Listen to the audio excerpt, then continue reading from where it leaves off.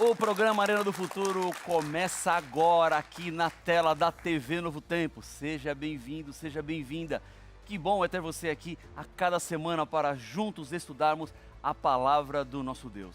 Antes de começar a apresentar o tema de hoje, eu quero mais uma vez te convidar para seguir o Arena do Futuro nas redes sociais e compartilhar este programa para que outras pessoas tenham também acesso a esta mensagem que vem diretamente do trono de Deus. Você sabe, é Arena porque discutimos a Bíblia e do futuro porque falamos sobre profecia. Toda semana eu tenho um grupo de pessoas aqui comigo que fazem parte do Arena do Futuro, que estão estudando a palavra de Deus junto comigo e que representam vocês, os mais diferentes lugares do mundo que nos acompanham. Bom, o tema de hoje vai falar sobre o selo de Deus.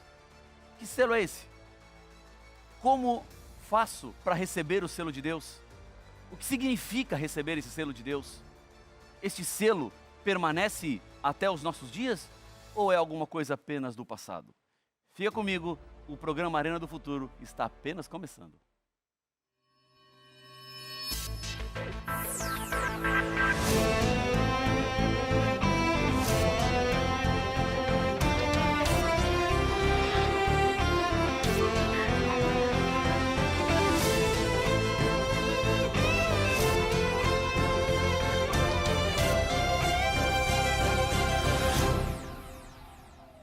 Já estamos de volta com o programa Arena do Futuro e aqui você sabe que o nosso desejo é que você não estude apenas a Bíblia agora, na hora do programa, mas que você continue aprofundando os seus conhecimentos bíblicos, entendendo mais do amor de Jesus. Eu tenho aqui nas minhas mãos a revista A Procura da Verdade. Eu estava dando uma olhada nela aqui e o estudo número 7 é o estudo que fala sobre o tema de hoje. Você pode receber o estudo bíblico diretamente na sua casa pelo correio. O A Procura da Verdade é um estudo novo, a Novo Tempo sempre trabalha com novos estudos bíblicos, novas abordagens, atuais, contextualizadas, para que você tenha o melhor conteúdo na sua casa. A Escola Bíblica da Novo Tempo tem mais de 1 milhão de alunos e continua com as matrículas abertas. Você pode ser mais um aluno da Escola Bíblica. Portanto, eu quero te convidar a ir até o site biblia.com.br e lá você vai fazer um pequeno registro, um cadastro e terá acesso ao estudo bíblico, A Procura da Verdade e outros estudos mais. Ou você pode enviar uma mensagem para nós pelo WhatsApp, 12 98244 0077. 12 98244 0077. Ou você pode também ligar para nós no número 12 21 27 31 21, lembrando que esse último número que eu falei é de segunda a sexta-feira no horário comercial. Também aqui na tela agora está aparecendo um QR Code, basta você apontar o seu celular e você será levado para o site da Escola Bíblica para entender e compreender ainda mais da palavra do Senhor. Estou com a minha Bíblia aqui na mão, está com a sua Bíblia já aí na mão? Nosso pessoal do estúdio aqui está com a Bíblia, você aí em casa também já está com a Bíblia na mão? Vamos ao estudo de hoje, porque você sabe, aqui no Arena do Futuro, tudo começa na palavra, tudo vem da palavra. Muitos acreditam em Deus, mas quantos desses poderiam afirmar que conhecem a Deus? É diferente. Crer é saber que Ele existe, agora conhecer, aí demanda um pouquinho mais. Dizem até algumas pessoas que você só conhece alguém depois de comer 1 quilo de sal juntos. Quantos podem dizer que já comeram 1 quilo de sal com Deus? Já andaram com Deus, já caminharam com Deus. A Bíblia é o livro mais distribuído da história.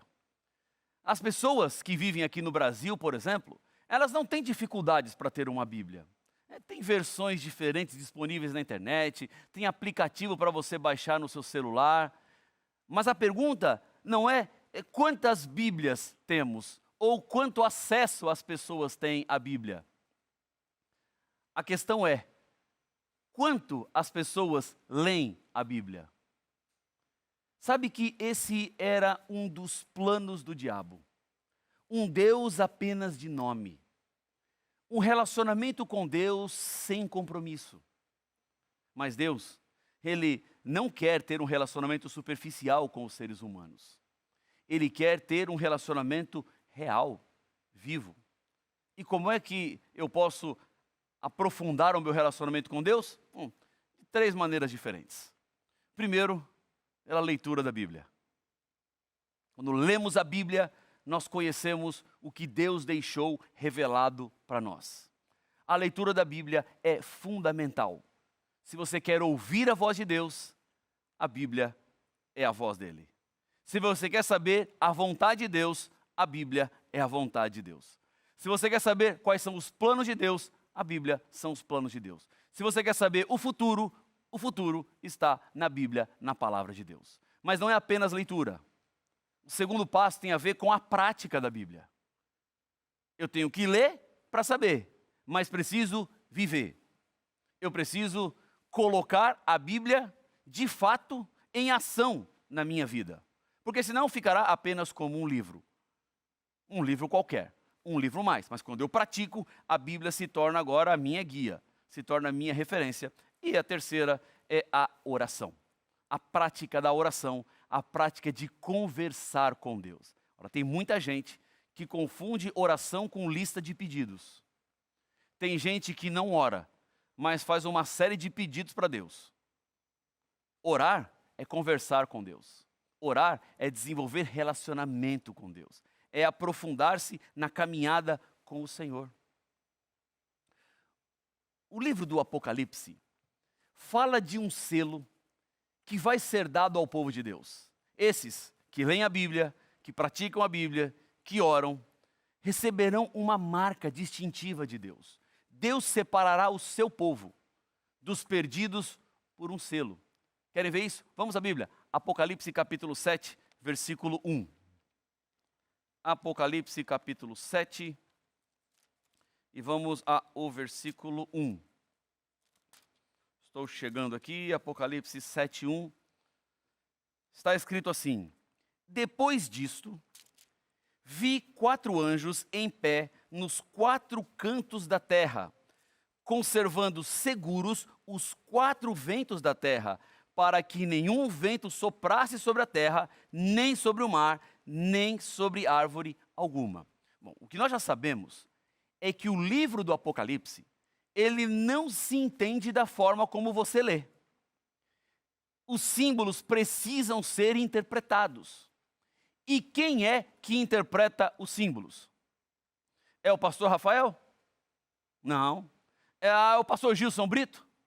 Também não. Já sei, Leandro Quadros? Não, também não. Não somos nós que interpretamos os símbolos. Quem interpreta os símbolos é o próprio Deus. É a própria Bíblia que se auto-explica. Então, estamos vendo no capítulo 7, versículo 1 de Apocalipse, vários símbolos. Um deles são os ventos. Esses anjos estão segurando ventos. Estão segurando o quê? Um furacão? Seria isso? Um maremoto? O que são ventos? A própria Bíblia tem que nos explicar. Deixa um dedo aí em Apocalipse capítulo 7.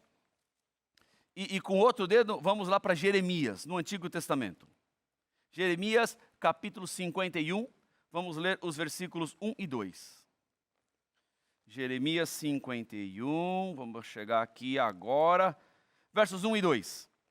Olha o que está escrito na Bíblia. Assim diz o Senhor: eis que levantarei um vento destruidor contra a Babilônia e contra os que habitam em Lebe-Camai. Enviarei padejadores contra a Babilônia, que a padejarão e a despojarão a sua terra, porque virão contra ela em redor no dia da calamidade. Tem umas palavras difíceis aqui, né? Tem quase que interpretar os símbolos das palavras, mas o que é que Deus está dizendo que significam ventos? Guerras.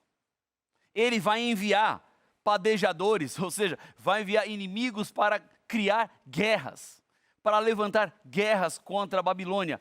Os 4 anjos que estão segurando os 4 ventos, eles estão detendo guerras que vão vir sobre o mundo. E por que 4? 4, porque são 4 pontos cardeais. nesses 4 pontos cardeais, apontam para as guerras. Aponta para um problema mundial, uma situação global. Continua dizendo a Bíblia, vamos lá, Apocalipse 7, versículo 2. Diz assim: vi outro anjo que subia do nascente do sol, tendo o selo do Deus vivo, e clamou em grande voz aos 4 anjos, aqueles aos quais fora dado fazer dano à terra e ao mar, dizendo: não danifiqueis nem a terra, nem o mar, nem as árvores, até selarmos na fronte os servos do nosso Deus. Em outras palavras, o mundo ainda não foi danificado com a intensidade que o Apocalipse descreve as guerras e os rumores de guerras. Parece muitas vezes que o vento vai se soltar.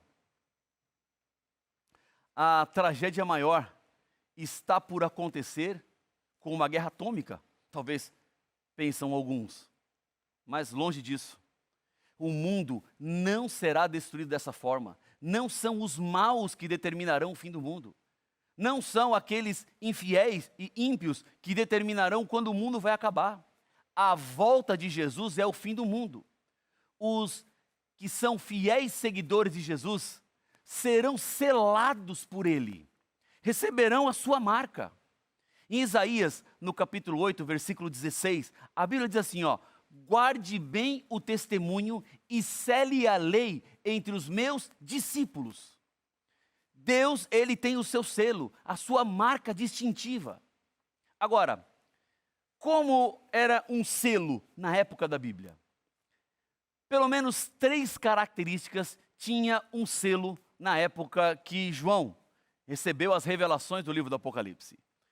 Um selo tinha o nome, tinha o cargo e tinha o território. 3 pontos: nome, cargo e território. Então, fulano de tal, imperador da Babilônia. Então, nome, cargo e território. O selo estava marcado de quem era a propriedade daquilo que estava selado. Então, quem coloca o selo foi quem escreveu aquele conteúdo. Portanto, ele é o dono do que foi escrito. Deus tem um selo. E quando ele coloca um selo sobre uma pessoa, precisa ter esse selo: o nome, o cargo e o território, para marcar que aquilo que foi selado pertence a Deus. Então, Deus sela, Ele separa aqueles que recebem este selo. E onde está o selo de Deus? Onde podemos encontrar esse selo? Vamos a Êxodo, no capítulo 20. Aqui está o 4º mandamento da lei de Deus. Êxodo capítulo 20, vamos lá para o comecinho da Bíblia. Êxodo capítulo 20, a partir do versículo 11. Desculpa, a partir do versículo 8 até o 11.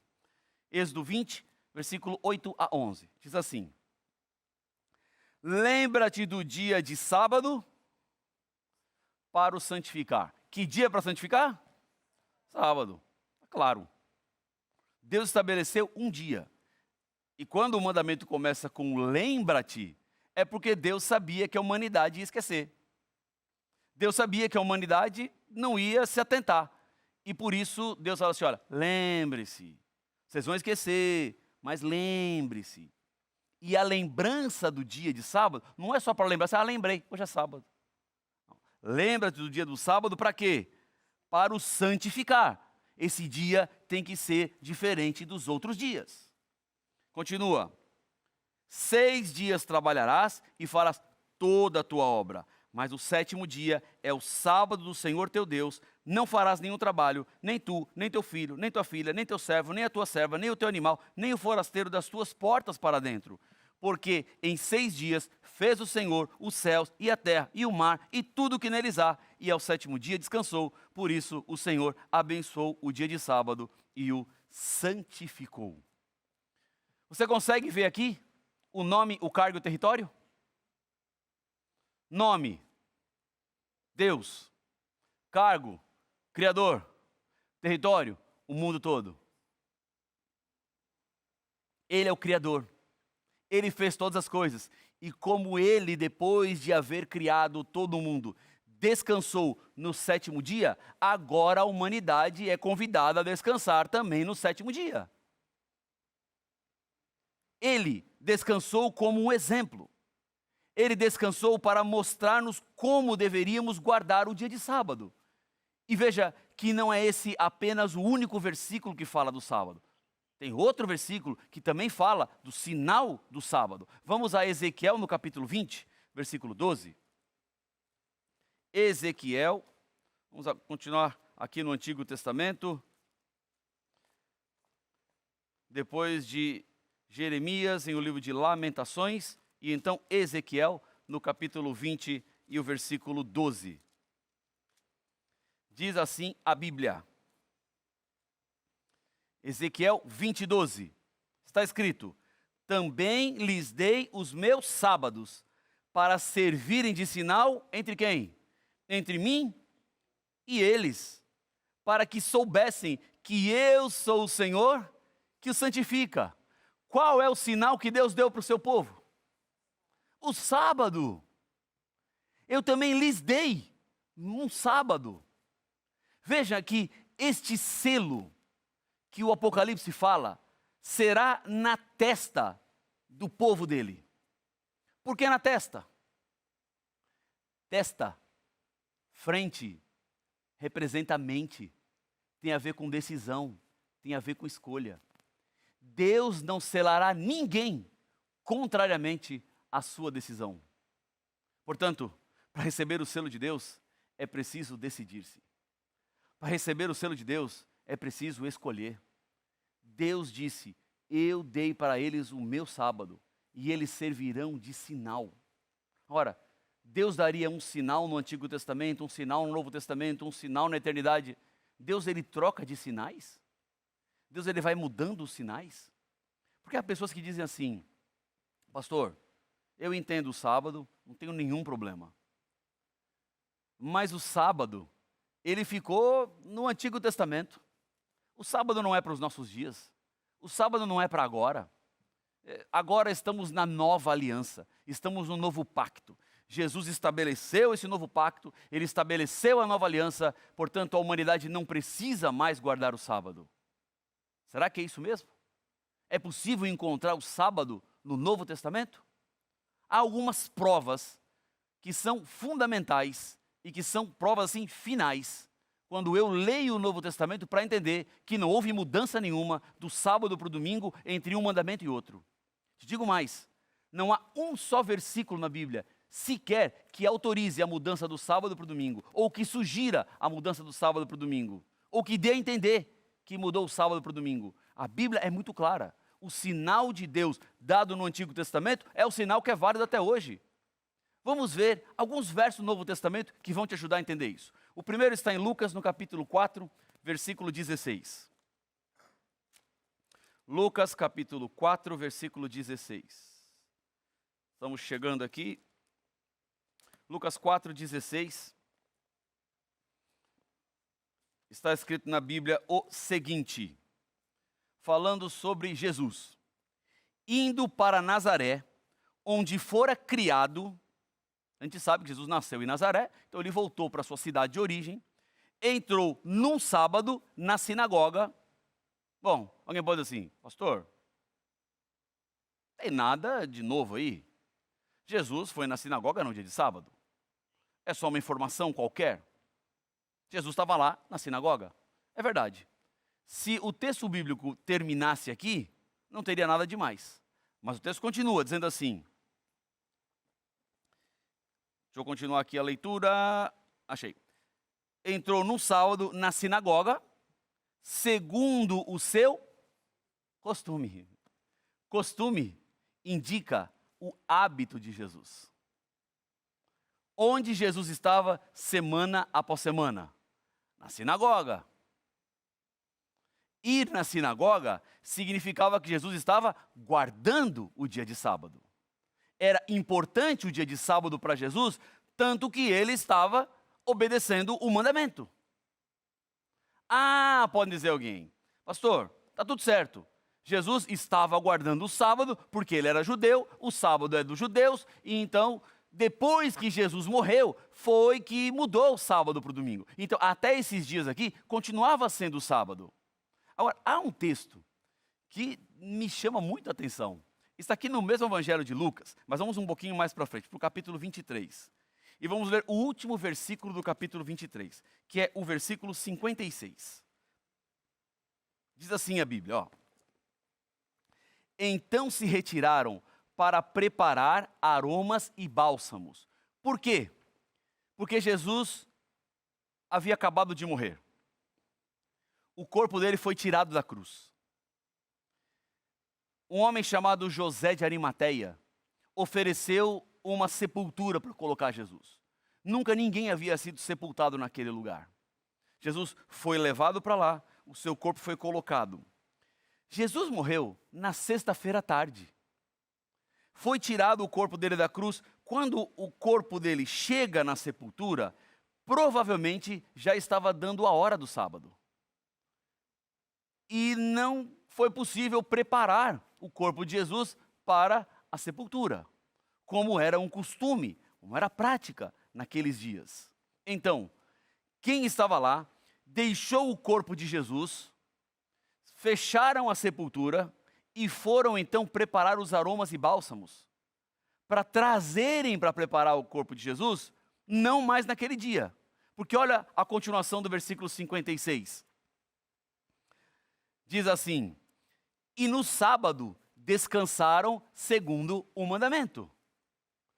No domingo, quando Maria foi no sepulcro de Jesus para começar a preparação para sepultar o corpo de Jesus definitivamente, ela chegou, Jesus já não estava mais lá.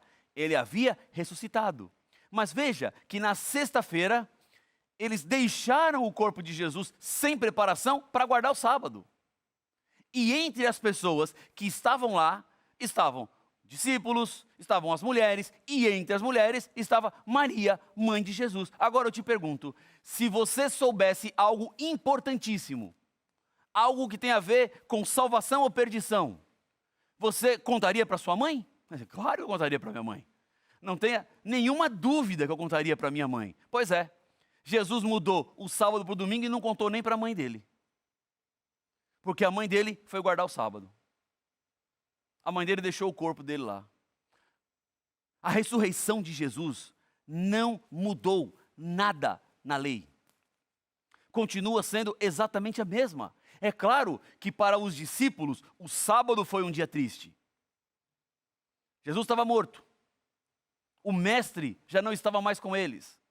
O final de semana foram dias tensos. Jesus foi crucificado, foi esbofeteado, foi traído. Muita coisa aconteceu para os discípulos, desde a quinta-feira à noite até o sábado, quando Jesus estava na sepultura. Foram, assim, dias tumultuados. E domingo, lógico que foi um dia de alegria, porque Jesus tinha ressuscitado, Jesus não estava entre os mortos, Jesus estava vivo.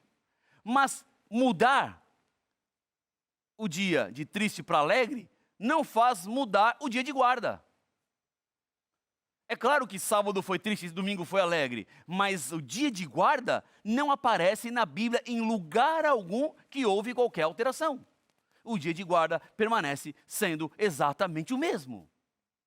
Ora veja, a mudança na lei nunca foi autorizada por Deus.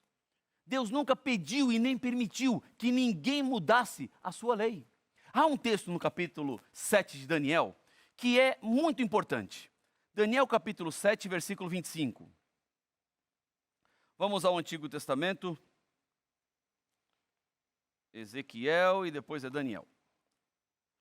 Daniel capítulo 7, o versículo 25. Aqui está falando sobre o chifre pequeno. Um poder que se levanta e se opõe contra Deus.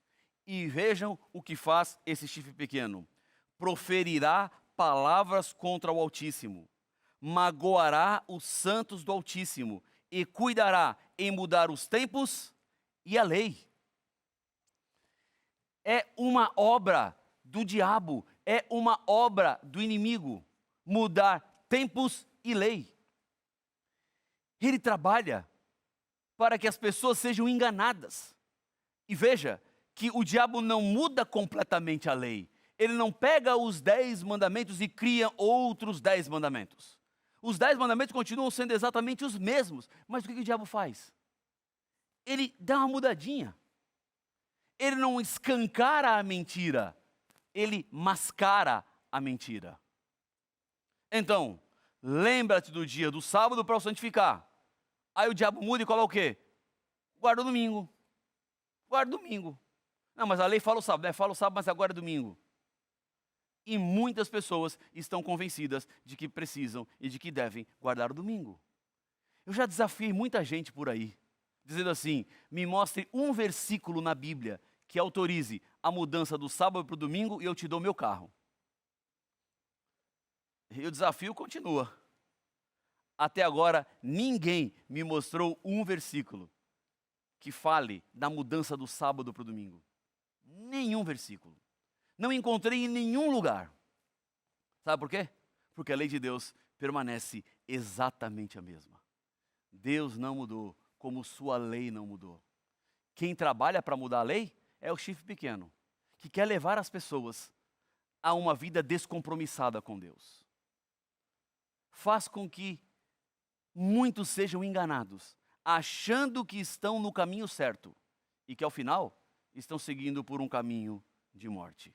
Mas graças a Deus pela TV Novo Tempo. Graças a Deus pelo Arena do Futuro. Graças a Deus porque na palavra nós podemos encontrar segurança e certeza. Deus não nos abandonou. Ele mostra exatamente a direção que você tem que seguir. Para mim, seria muito mais fácil dizer para você que não é o sábado, porque eu sei que é difícil. Eu sei que não é fácil. Tem trabalho, tem afazeres, tem atividades, tem comércio, tem negócio, eu sei tudo que envolve isso. Mas eu não posso ser desonesto com a Bíblia e nem com a minha consciência. O dia de guarda é o dia de sábado. Esse é o selo de Deus. Quer fazer a vontade dele? Tem que obedecer. Ah, pastor, mas é muito difícil. 20 milhões, mais até, de adventistas no mundo são fiéis ao sábado. E Deus tem sustentado cada um deles. São milagres, são histórias impressionantes de como Deus provê para todos uma saída, uma solução. Se você quiser ser fiel, Deus vai te ajudar. É dele a lei, não é minha. Se é dele a lei, confia nele. Dê esse passo de fé, caminhe em direção ao Senhor e Ele nunca vai te decepcionar. Eu falo de um Deus poderoso. Eu falo de um Deus que eu confio. Eu não estou aqui falando apenas de teoria, eu estou falando de prática. Viva as verdades de Deus e Deus estará contigo. Se é a sua decisão agora, obedecer ao Senhor, andar nos caminhos dEle, feche os seus olhos e vamos orar. Pai de amor, Deus querido, confirma a nossa decisão agora com Teu Espírito. Conduza-nos pelas Tuas mãos, neste mundo complicado, que às vezes nos afasta do Senhor, que às vezes nos atrapalha a lhe obedecer, mas nós confiamos que o Senhor é mais forte que qualquer problema. O Senhor está à frente de tudo, por isso toma conta da vida deste teu filho, dessa tua filha, que agora decide ser fiel e guardar o sábado, é o que eu lhe peço no nome de Jesus. Amém.